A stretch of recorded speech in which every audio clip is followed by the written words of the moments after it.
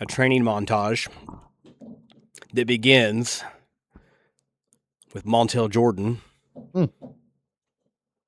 This is how we do it. You put your life vest on like this on a Saturday night. Fire's right on after the west captain's side. quarter. I'm just saying. Can you imagine if we did that?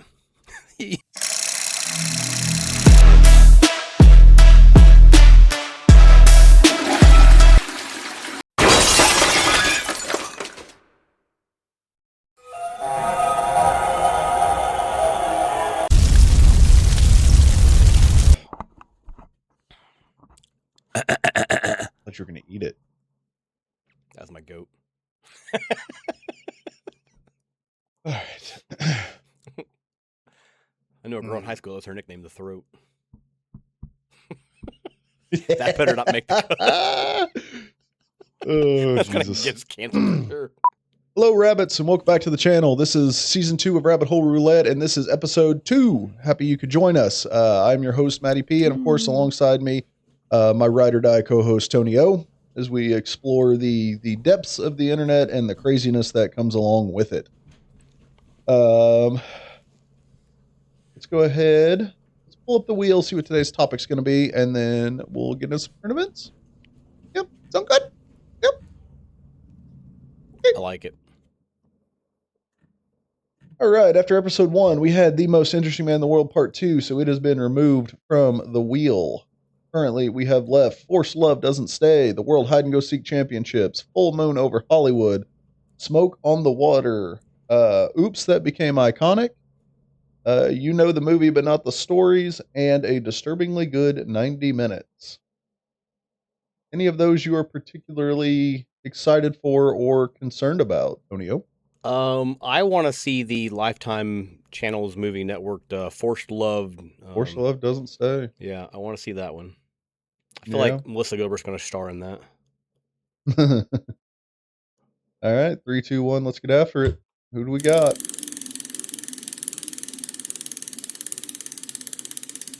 Oh, okay. Smoke on the Water. When fire breaks out at sea, everything that can go wrong does. Again, we love a good seaman story. Love a good seaman story on this channel. All right, that's you again, Mr. Tonio. Take it away.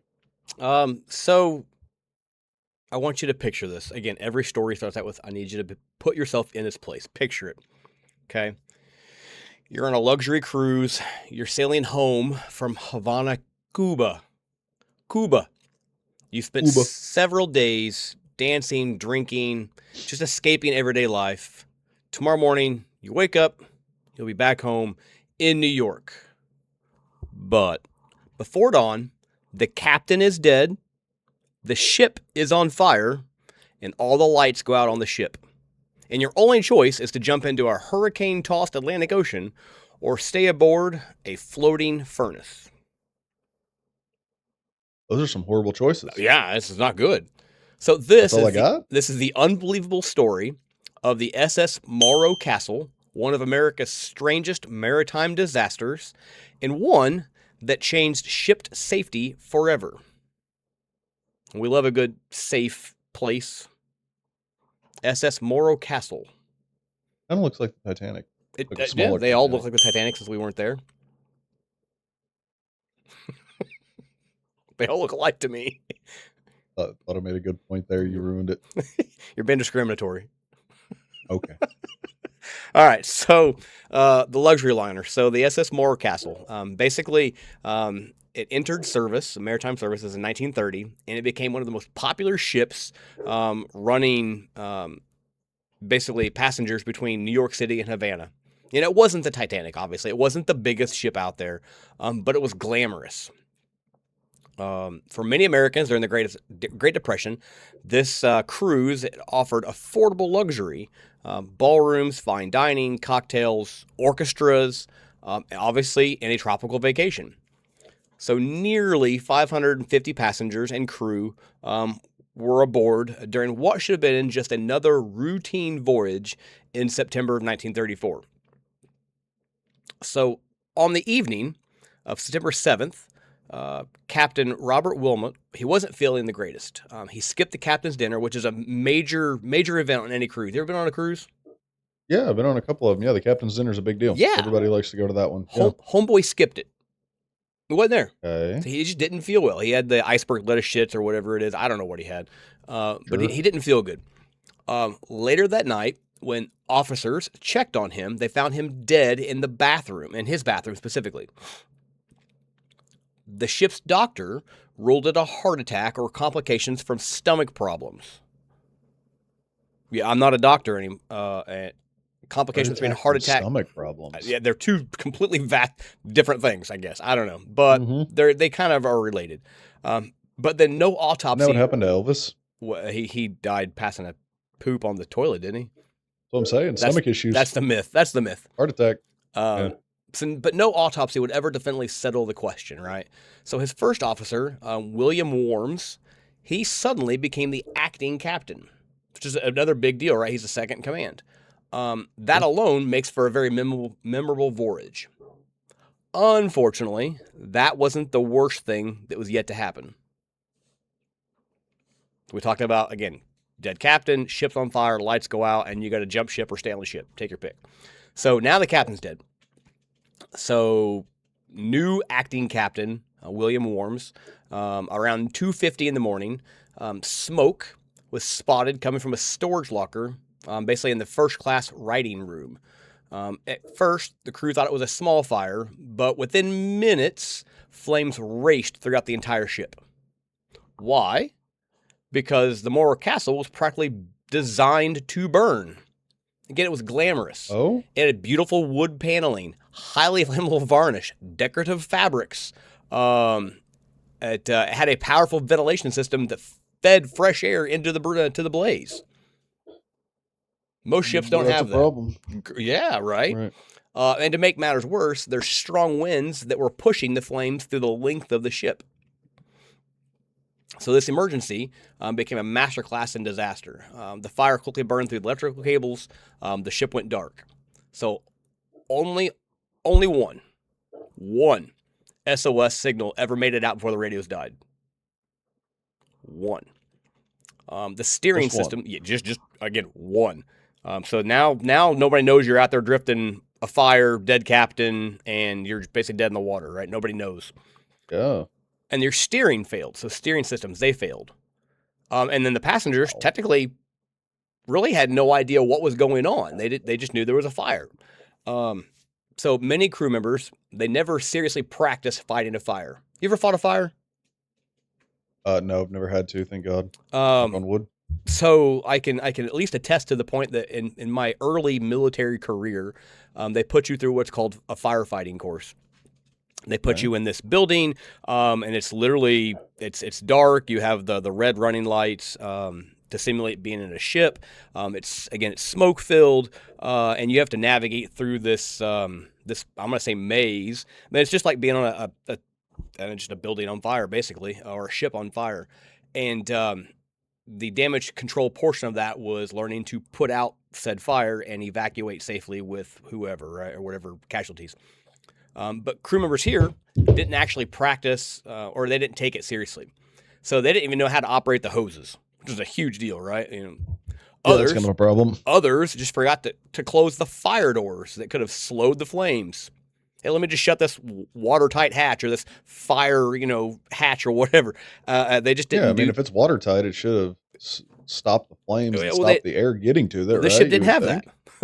Didn't have that. Oh, it had the wooden doors like you have on a house, and it just shut the door. It's no different than house fire, right? If you're gonna have a house fire and you're gonna leave rooms, they tell you probably want to shut the doors. It helps control the spread of the fire. If you leave it open, it's gonna blow through at its leisure. It slows the oxygen, right? Yeah.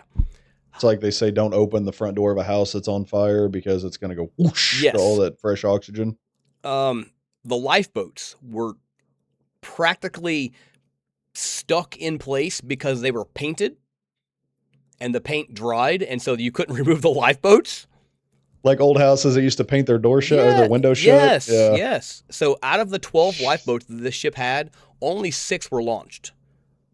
And those 6, the other 6 basically could have carried more than 400 people. Instead, they only got 85 people, and that was mostly crew. The crew's like, screw you guys, I'm gone. Yeah. I don't get paid enough for this shit. So the passengers are like, wait a minute. So when the passengers reached the stern of the ship, behind them, there was a fire. Ahead of them, again, the Atlantic Ocean. And so the decks became, the decks of the ship, the floor basically, became so hot that people couldn't stand on it because it was burning from inside the ship and burning up through. So the top deck basically, right? It was hot. Inside the ship, the corridors, again, same thing. It was hot. The floors were burning. They were scorching. Smoke made it nearly impossible to breathe. Many people jumped, but that wasn't safe. There were, again, you're in the Atlantic Ocean. You're sailing to Cuba, or whatever it is, whatever the term is. So these are very rough, tumultuous waters, and many had never worn a life jacket, nor do they know how to put on a life jacket. Some wore them incorrectly. They jumped in and it just popped right off. Others basically broke their necks when they struck the water because the life jacks snapped upward upon impact. So there was a lot of lost life here. So that is a thing now they do before your cruise ever takes off, is they run you through Safety this is where precautions. your life. Yep. This is how you put on a life jacket. This is where your lifeboats are for your specific area of rooms. You know, this is like your emergency route to take. They do all that now, but this is, of course, like you said, back in 33, 34. Yeah.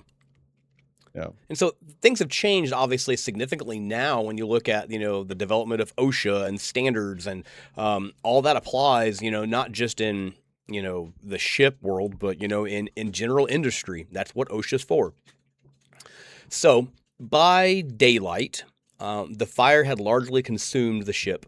But instead of sinking, this blazing hulk of a ship basically drifted near a sandbar in Asbury Park, New Jersey. So they hadn't gotten very far. They were almost home. They made it to the Jersey Shore. Almost home. They hadn't got too far from home, basically. They're fist pumping with Snooki and Pauly D or whoever the fuck they are. So imagine waking up and you're walking on the boardwalk, in 34, and you see this enormous ocean liner just smoking just offshore, right? And it slowly creeps up and hits a sandbar. So the idea with this is people on the shore were seeing this and taking pictures of it. And so these pictures of a burnt ship were sold as souvenirs, as postcards. They waded in the water just to touch the wreck because the ship was still there for a couple weeks, right? Sure. 137 people died. Crew, passengers, many died by fire, others died by drowning, and others were other injuries. Again, the broken neck or whatever hitting the water. So the idea behind this story is, again, I told you the story behind it. Here's where it kind of gets weird, right? So all that's really weird and all very coincidental to have on top of one another. Generally, it doesn't ever happen that way. But here we are with, again, 3 or 4 different things. It's like, wait a minute. What? All right. So the captain. Was it murder? You think they killed the captain? Well, so we'll talk about that. The fire. Was it set intentionally? What end? Okay. What do you gain out of it? Let's talk about it. So here's where it gets kind of strange, right? I'm intrigued. So the official cause of the fire was never determined. Investigators basically considered electrical fire. They considered overheated funnels, spontaneous combustion from chemicals used to clean the blankets, and then ultimately arson. One man of particular suspicion was a radio operator named George Rogers. It's a very 1930s name. Yeah, like Duck Dodgers. Years later, he survived the ship incident, but years later, he was convicted in an unrelated case for attempting to murder a fellow crew member using an incendiary device aboard another ship. Because this was after this one? This is after, yeah. He survived the first ship. He survived the Morro Castle's fire, And then years later, he's working on another ship, and he tried to kill somebody with an incendiary device. He had a Molotov cocktail, or he had whatever he had. I don't know, gasoline for all I know. But because of that later conviction, many historians suspect that he may also have deliberately started the Morro Castle fire. But no one could prove it. And that case of the fire remains officially unsolved. Isn't there a mental, I don't want to necessarily call it a disorder, but what is it when somebody loves playing with fire? Pyromaniac. That's it. Thank you. Yeah, Pyro. So back to the MCU, right? You've got the character Pyro.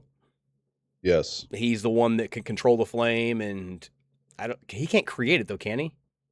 No, he can manipulate fire, Yeah, but he can't that's create what it it from is. nothing. He has to have a fire source somewhere to be able to do it. And yeah, that's where he come from that basically. The other part of this is, and I'll talk about the murder. I have to look up the murder piece of this. The disaster itself basically changed how ships were developed. So the fire-resistant building materials now used in these passenger ships. They have better fire detection systems. They have automatic fire doors.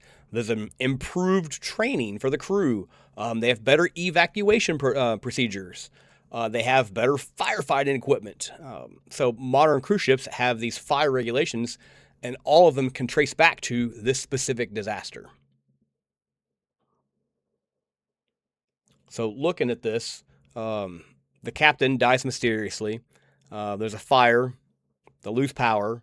Passengers are trying to either burn up or jump into the hurricane-driven waves, these big crashing waves. So you got this burning vessel drifting on a beach where thousands are coming to stare at it and gawk at it and take photos, and the case is never solved. So again, one suspected arsonist, the disasters, and they ended with some disasters end with answers. This one, however, left a lot more questions. The sense that it's been exactly more than 90 years later, people are still kind of trying to figure out what happened to this crew or whatever it was. Nobody truly knows. So what do you think? I feel like after hearing that guy tried to set somebody else on fire, there's a good chance that he was the one like I said, he maybe was a pyromaniac, or maybe there was some ulterior motives. Like you said, this was supposed to be a luxury cruise liner. This is during the Depression era. Maybe they thought we would start a fire, make everybody jump off the boat, and then we'd go through and just clean house and take what we wanted. Also, I'm looking at a photo of the after. It's a black and white photo, of course, because it's the 30s, but after the fire of this boat, and it looks horrible. Yeah, and that was on a postcard. And that's one of the terrifying things, right, about being on a cruise. You know, a lot of people, first, if you've never been on a cruise before, today's cruise liners, you have no idea how big they truly are. It's like an entire hotel that you see like on the shores of like Daytona Beach or out in California or whatever. One of those giant hotels that just floats across the water. Like you stand at the bottom when you go to get on the boat, and you just have to look straight up like you're looking at a skyscraper to see the top where the deck is, right? Like these things are massive. And that has always been my fear when on the boat is one, capsizing, right? Sure. If there's ever like a rogue wave that catches you off guard, flips the boat over. Because I mean, I'm a decent enough swimmer, but I mean, you're out in the ocean with the current, you're not going to win that battle, right? And two is if there's ever a fire, you don't have an option. You're stuck there. And what's crazy is to think that you could die by a fire while being surrounded by water. That is a crazy thought to me to have. You ever looked at the ocean at night? Yes. So that was the next thing I was getting ready to say. When you're on the deck at night on a cruise and you look every direction, full 360 around yourself, you see nothing. The blackest of nights. Just pitch black. No, you got the moon, you got the stars, and everything else is just complete 100% darkness. You can't see land. You can't see anything. It is wild to see. It's very intimidating. It's unsettling. So my wife and I, we frequently vacation down in the Gulf Shores, Orange Beach or wherever. And Gulf Shores is nice. One of our favorite things to do is to stay down at the beach at dusk up through into the nighttime. And as the sun sets and you see the change from where I can see the ocean waves during the day, the sun shining up through when there's nothing, and it's like all I can see is the water cresting on the shore, but beyond that, I can't see anything. It's dark. And what's crazy to think, and I'm kind of going off on a little bit of a tangent here, but Rabbit Hole Roulette. tying into that, if you were out there at night, either on the boat or like you said, on the shore where you're just looking straight out and you can see nothing but the white of the crest of the waves as they hit up on the ocean or on the shore, right? If there was ever to be a tsunami, a tidal wave, whatever, at night, you would never see it coming. Correct. Nothing. You would see nothing until it was over the top of you. That's wild. So the ocean's scary. So back to scary in the sense that the idea you're on the ship and it's on fire and you don't know what's around you. Was there a murderer on the ship? I am very concerned, and of course this is doctors in the 30s, right? Obviously not what we have today, but for them to say a stomach issue caused a heart attack, unless he was struggling like Elvis to push out a giant turd and his heart just gave out from all the exertion. Strain. I don't. I mean, is this guy like morbidly obese? Because let's talk about this guy. So I don't know. He'd been the captain of the Morro Castle since basically the first voyage from New York to Havana in 1930. So he'd been a captain for 4 years. I assume they're doing a couple. How old was he? I don't know. I'd have to find that out. I don't see that currently. I imagine he's probably in his 50s, the way he looks. He was born in 01. No. So, yeah, he was born in 01, so he would have been 35, 36. He looks super old. He looks super old. This is the Great Depression era. Everybody's aging rapidly. No, sorry. That 01 is somebody else. That's the second. That's the second mate. Gotcha. I don't know what Wilmot is. I would imagine to be a captain, probably 50s, 60s. Yeah. Be my guess. So he basically was noticed as being very gregarious, kind of outgoing, a bundle of energy. But crew members reported noticing his personality had changed basically in the recent months up to the cruise. And he grew more hostile and suspicious during that last trip. He confided in some of his fellow officers that someone was probably potentially out to murder him or damage or destroy the ship. According to several witnesses, he never specified who, but he did tell him he suspected that assistant radio engineer George Alonja was a deranged radical. Different name this time. Probably not the same guy from earlier. So the captain was born in 1878. So 60. 22 would have put him at 1900, right? And then 34, he was 56. Yeah. Yeah. So he was not that old. You see a picture of him? He looks like he's 93. So Christopher Lee looks better than this dude. Yeah, this guy might have known Sir Christopher Lee for all I know. Is looking older. What? I doubt it, because then you say Christopher Lee was born in 1922 and this guy died in 34. So maybe if he was like 12, he met him as a kid. He could have come over and cruised to Cuba. It's possible. So yeah, they said they didn't find any poison in his body, from what I'm reading here. Sorry if I just cut you off there. No, you're good. But I just found a little tidbit I didn't know there was here poison or not. I didn't know bold that. Letter says no poison found in Captain's body. Yeah, I haven't got that far yet. I just know that he was suspicious of people. Yeah. Captain Wilmot had met his foul play. The analysis of the remains showed traces of lead, copper, and brass, which the toxicologist said were due to the presence of melted metals in the ruins of the cabin where the master's body was found after the fire had burned itself out. Okay, so they're saying all the stuff they found in him that they thought could have led to poison were all post-mortem from the fire. So that's what they're saying. Was he murdered? It's... Nobody knows. Nobody knows. But he did confide and said that there was somebody out to get him and somebody was going to potentially damage or destroy the ship. And that's exactly what happened on this cruise. Specific the specific event. Yeah, it's crazy that he was concerned about it, and then it was actually what happened, or Yeah, something something happened. like Something that happened. happened, right? So the story itself is again is fascinating in the sense that there was a murder that took place. Don't know that. I think there was a murder. There was a death that took place. The first mate now becomes the A captain, suspicious death. and then hours later, there's a weird random fire that's nobody knows how it started, and then obviously led to a consumed fire. The fire consumed the ship, and passengers. A lot of passengers died either in the blaze or by jumping into the hurricane waved. Obviously, there wasn't a hurricane, by the way. I keep saying that. The report keeps saying that, but there were waves that were just basically slamming into the ship. So passengers that jumped in were severely hurt by the crashing waves and the rough waters, Yeah, essentially. like we said, people didn't know how to put on their life jackets. The lifeboats had been Correct. painted, sealed shut to the boat, so they couldn't even launch them the way they needed Basically. to, which is all bad things, right?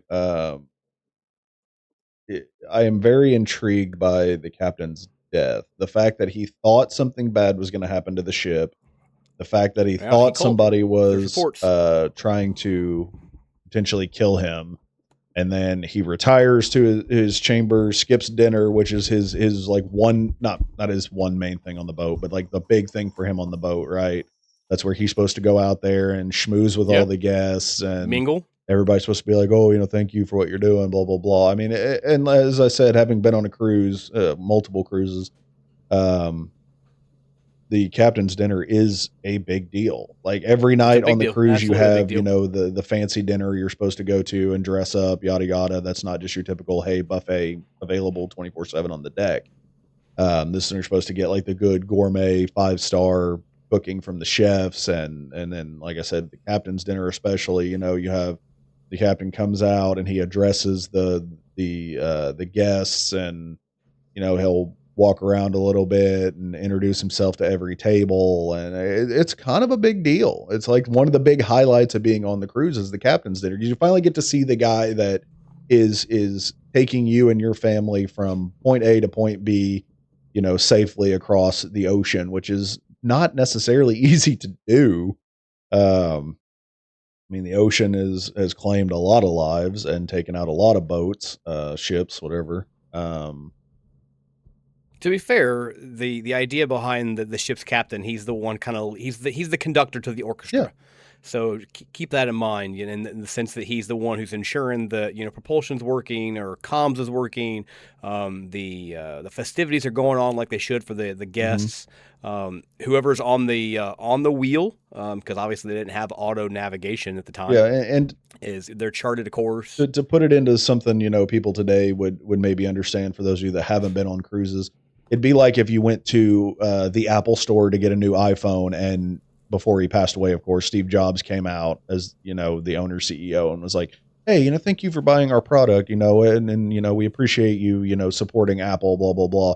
It'd be something like that. Or if you go bought a new Microsoft laptop, and oh, here comes Bill Gates to thank you for your purchase, in person. I mean, that's kind of how big of a deal it is when you're on a ship that size of a cruise liner, and you get to meet the guy that runs the whole show, that makes all the To be calls. fair, if Elon Musk were to come out and try to sell me a Cybertruck, Mhm. I wouldn't buy it. You wouldn't buy a Cybertruck? Not if he tried to sell it to me. Mm. I'm not really a big fan of them. I No. think sometimes they look cool, Also, but no. I don't know. I think they look more. I think they look better when they are wrapped versus when they are in the straight, like brushed aluminum, like DeLorean style color wave. What do you mean by wrapped? Vinyl wrapped, like they're a different Like, color. so they're No, painted? no. They you don't paint them. You vinyl wrap. It's like a giant sticker. You change the whole That's color of the why. car with a giant sticker. That sounds weird. Yeah, people do it all the time. It's cheaper than paint jobs, and you can pick all kinds of designs and colors, and just a giant sticker that goes on the car. Do you think Jimmy Swaggart would have said the same thing when he had the hooker in his convertible driving in L.A.? Maybe. No. He's probably thinking I should have changed the color of the car. Nobody would have known it was me again. No, little rap job for a little rap job. Don't worry, I didn't say it. Oh no. You're gonna censor that act I just did. I appreciate it. Probably not. But anyway, all this to say, there's a lot of things that were like, what? Why is this happening? And something else happened, then something else happened. And the silver lining of this, obviously, it changed how ships basically conduct their safety regulations. You look at, jobs and locations where people work, right? You take the safety protocol and, the evacs for the fire drills or inclement weather drills or whatever it may be. It's such an important part to know, because if it goes wrong and shit goes south, you got to make sure people are safe, because obviously you're responsible for them. In this instance, he maybe wanted to do that, but he also didn't enforce his safety protocol with his crew. Yeah. They didn't have it with the passengers. And then obviously one thing led to the next, and here we are talking about it 70 years later. Yeah, they definitely didn't have their emergency action plan in place for sure. They definitely didn't. And 90 years, I said 70, 90 years. 90 and years. Like I said earlier, that's a thing now with all cruises, right? In the first hour you're on board, once they get everybody, checked in and everything, it's immediate. You go to your room, and then you're called to your evac station, and then somebody in person goes through everything with you, while at the same time there's somebody on the loudspeakers that is telling you, this is where you go, this is your life jacket point. I think every room has life jackets in them as well, so that you have them readily available. And they go through the whole thing of, this is how you get off the boat safely. This is the plan if this goes wrong. This is the plan if this goes wrong. If there's a fire, this is where you meet. If there's a inclement weather, this is what you do. Like, they go through all that now. But it doesn't take away from the fact you are in the ocean. And depending on where your cruise is going, you are out to sea fairly far away from help, where you could run into issues with weather, with troubles with the ship, with, all kinds of things can go wrong. And you're just at the mercy of the ocean at that point, because rescue is going to take a minute. Like they only got one SOS out. Yeah. And here's a good example, right? I took a cruise that went from Florida, left out of Florida, and went to Jamaica. Now you're just bragging. And when we were on that cruise, or I'm sorry, this was the one I took that went to Mexico. When I was on that cruise, there was a now you're bragging issue with weather. There was a tropical storm that rolled through. And we diverted our path to avoid the storm. And when we did that, we actually had to go closer to Cuba than they would have liked. Right? So this is, Cuba's not exactly our ally, right? Like we shut off all contact with them. We got so close to Cuba that you could see people walking on the shore of Cuba. Wow. Which was way closer than they ever want to get, because again, not our allies, right? So that was a little intimidating, because we don't have a great relationship with Cuba, and I'm like, we are really, really close to a country that's not a fan of concerning. Ours. Yeah, but again, you got to do what you got to do, though, right, to avoid the storms out there, because when you're on the open ocean, a storm out there is brutal. It made me think, hearing you talk about some of that, is in my mind, and this is probably unpopular opinion, a training montage that begins with Montel Jordan. This is how we do it. You put your life vest on like this on a Saturday night. The fire's right on after the west side. Quarter. I'm just saying. Can you imagine if we did that? Use that little ingenuity there. You know what? If you came out with something like that, orientation would be a lot more entertaining for people. I have orientation tomorrow for a lot of people. I have a lot of people tomorrow. We got time to make that video real quick. I give a lot of tours actually at work, Yep. and one of the first things I lead with is the evac procedures or the inclement weather, hmm the safety stuff, and I may have to work that in there in one of my Yep. tours. That'd be a I good don't know. time. I feel like that'd be entertaining. We can get Good shout out to ChatGPT to Boss help with Ross. that. Boss Ross was very famous for singing that song everywhere he goes Mm. at work. But anyway, Matty P, that is my story of smoke on the water and some mystery surrounding, and how that mystery forever changed the ocean liner safety protocols to this day. Yeah. And again, like I said, with the protocols that I saw, going on cruises, that was something that may not have existed had this incident not have happened. So it's crazy to see how something from 1934 is still impacting the way we do things in 2026 because of one Yeah. disaster. And that goes to the discussion of being reactive versus proactive, right? When it comes to things like this, I mean, they all knew that there was a potential for a fire anywhere. There's always a potential for a fire, when you're on anything that has a motor of any kind. But nobody thought, hey, we should probably do a plan for what we're going to do if a fire were to break out. But and that same era was, with the Titanic, they said it's an unsinkable ship, can't be sunk, it could never happen, it's completely impossible.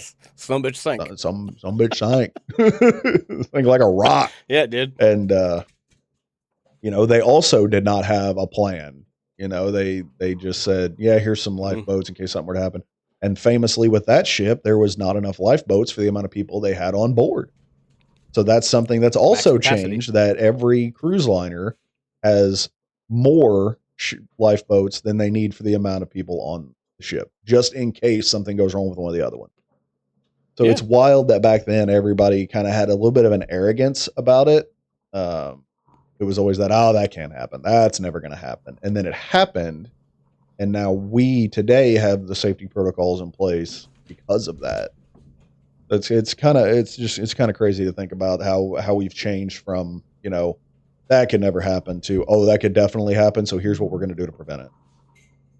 It's funny that a lot of that changed how, like, when you look at fire code and room occupancies, all this can really go back to times like this or incidents like we're talking about here. And this is, you learn, right? You can't, as you said, you can't be so arrogant in the sense that, here's a room, it's a 9x9, I can put 50 people in here. The fuck you can? Just because you can doesn't mean you should. In there. Yeah. The clown car with, 20 clowns in it, or the famous, outhouse porta potty videos with, 50 people trying to get into them, right? That's why you have things like this nowadays. When we go to do our Rabbits in the Wild segment, we should totally rent like a smart car and squeeze both of us into it. It's not too hard for me, my guy. Well, I'm a teeny tiny man. Teeny tiny. You should rent a moped and put both of us on it and come rolling in. So for folks that don't know, rabbits that are out there, I need you to Google Fantasy Island.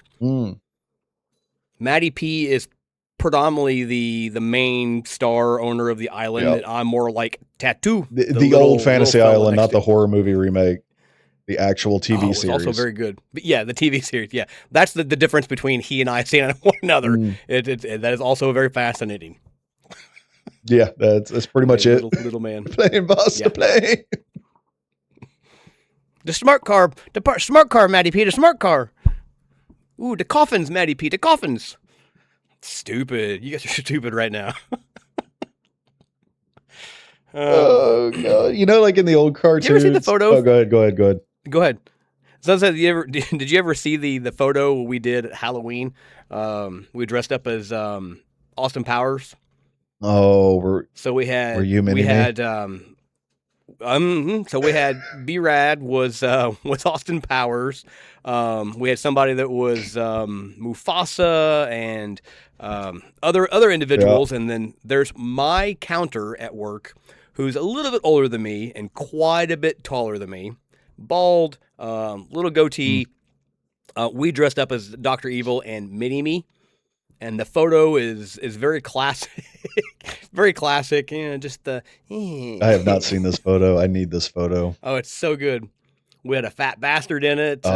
Your buddy, your guy you grew up with, he was fat bastard. It was just a very good time. So yeah, we did that sort of thing. That's good That's how stuff. little I. Stupid. Oh my god, I love it. Anyway, I'm off the rails. That is my story, Matty P. That is smoke on the water, and that is Smoke the on the image of water. me being mini-me. That is like I said, that's a great conversation topic just from the safety standpoint, right? Even if you take out the conspiracy of did somebody kill the captain, did somebody start the fire because whatever reason were they thinking they were going to rob? Because again, you got to remember this is Great Depression era, right? This is post-Roaring 20s. Everybody's poor, everybody's struggling. Now you get all these rich people on a boat, you take them out in the ocean. Hey, we kill the captain, we start a fire, we can then just clean house of everything we want here. And again, they may have thought they could do a controlled fire to scare everybody off onto the lifeboats, and then they would go through, clean house, and then scoot out on a lifeboat themselves. But because of the robbery, horrible fire procedures that did not exist on this boat, fire prevention procedures, it spread more than they had anticipated or whatever. And again, with the guy that then went on to do another arson of some sort, it makes me wonder if there was not a plan there because of the poverty-stricken population during the Great Depression era. That's spoken like somebody who's just completed their OSHA 30. Yeah. Thank you. That's what I was saying. I completely lost I went down a whole different rabbit hole there. But what I was saying was it's crazy to see how this incident led to so many different safety protocols that we still use today when it comes to things like cruises and ship and boat safety in general. So I think you can appreciate this from a couple different standpoints, right? The impact it had on safety culture, and the actual what if behind it that you could easily go down the little bit of a, I don't want to say conspiracy because it's not really a conspiracy, but a potential ulterior motive that may have led to this disaster more so than just, oh, there was an electrical fire and, bad things happen. Because there's a lot of factors at play here that, if you go lawyer brain makes you think this may have caused this, which may have caused this because this guy wanted this. I don't know. Yes, all those can connect. Yes. I just look at this because, again, the coworker we share, I'm going to call it the Puerto Rican Power Hour. Without having been in contact with her, I never thought of safety as much as I do now. Sure. And I see a lot of things, and I'm like, oh, you had wood panel inside that? Well, that's going to just burn real fast. Oh, you had varnish? Oh, that's an accelerant. Oh, my gosh, what are you doing? Yeah. I never would have thought about that. I'm like, that's very pretty. That's exactly what I would have said. Yeah. Now I'm reading the story. I'm like, oh, clearly that was bad. And you also have to think, too, this is back in the era when everybody smoked. Nobody knew about cancer and carcinogens and all that. This is height of doctors smoking while they're talking to you about your heart problems in their office, right? So the orphanages had cigar rooms. Yeah. If not, I don't know. So is it possible that this is a fire that started because somebody licked a cigarette? And like you said, was there a chemical left out that they didn't think, hey, that's flammable? I don't know. It's there. It boggles my mind that they never came up with the solution to what caused the fire. And the fact that only half the lifeboats would actually be able to be launched because they were all painted to the boat, which is wild, which is probably lead paint as well, because this is, the 30s. Good chance this was lead paint. Good chance this boat was filled with asbestos. Good chance they're all walking around smoking. They didn't have lifeboats. They had pictures of lifeboats. This is where we'd put a lifeboat if we had one. Yeah, we just had all this money. Well, the chandelier we put in instead. I mean, it's something, there's just so many bad things. And it's always fun when you go back into history and look at disasters and all the things that were there. And you're like, well, duh, of course it did this because of this. But back then, they didn't really care. Like back then, they didn't realize their paint was full of lead and could cause problems. They just thought it covered the room in one coat. Good stuff. Cost savings. They thought, they didn't know asbestos was going to cause all kinds of health issues. They just thought, cool, cheap insulation, and it does better than fiberglass. Like, this is great, whatever. It's what? This atomic bomb's going to explode and kill a bunch of people and then be radioactive? What do you mean smoking's bad later? For you? No. My dad smoked 12 packs a day, and he lived to the ripe old age of 22. Look at seatbelts in vehicles. Seatbelts, like car seats. You know, car seats used to be the mom holding the baby in the front seat with no seatbelt on. Yep.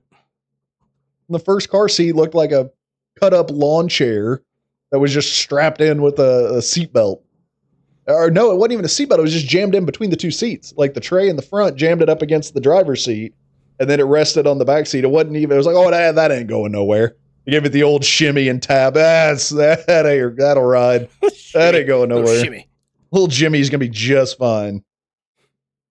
Coming out with Tourette's later. Now little Jimmy's wearing a helmet. 50 years old. Welcome to Walmart. Little Jimmy. Stop it. Stop it. Oh, man, this is wild. Anyway. Yeah. Oh, did we talk about this? Right, did I miss this? Hold on. They said that what some of the hoses were decommissioned on the deck because of a previous incident a month before. Did we talk about that? I didn't catch the previous incident. I just knew that some of the hoses because didn't a work passenger slipped on the deck that was moistened by a leaking hose station and sued the ward line, so they shut them off.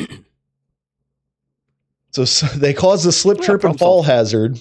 So they shut off the hoses that led to then a thermal event. I'm just saying they made a choice. And they made a choice, and they stuck to it. They stuck to it. It was the worst choice they could have made, given the outcome of everything happening all at once. We didn't start the fire.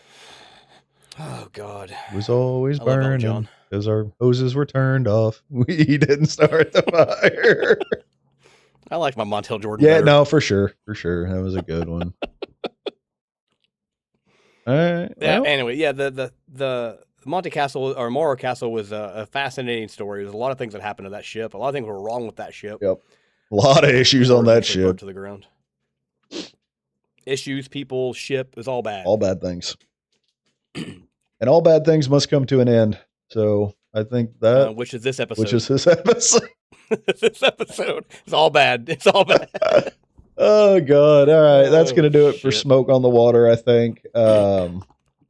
Appreciate you guys joining us. If you could, if you haven't already, subscribe to the channel. We appreciate that. Click the like, leave a comment. Really helps out with the algorithm, gets our channel out there to everybody else that loves a good conspiracy theory. I also enjoy when we get good comments. They usually lead to new talking points. I get a lot of, hey, I thought about this, and I'm like, brother, go post that. Go comment that. Drop that in the comments. Let's interact that way. Yes. Don't wait 3 days till you see me. Just go comment. Yeah, just drop it in the comments. We can talk real time, I promise. We're here. We watch those. We respond to 99.9% of them. Yeah. I won't say 100% because then I'd be a liar if we ever miss one, and I don't want to do that. But 99.9% of them. There's some. Just like Germex. Yeah, there's some. You always got to leave at 0.1% for good measure. Just in case. All right, that'll do it for season 2, episode 2. This is now your second reminder. Go subscribe if you haven't already. What are you waiting for? The reminder. Watch it. Subscribe. Like, comment. Is that you're watching somebody? You're watching. I'm watching you, watching me, watching you not subscribe. What's that? In Dodgeball, nobody makes me bleed my own blood. Nobody makes me bleed my own blood. All right, rabbits. That'll do it. Season 2, episode 2 in the books. Smoke on the Water. We will catch you guys in the next episode.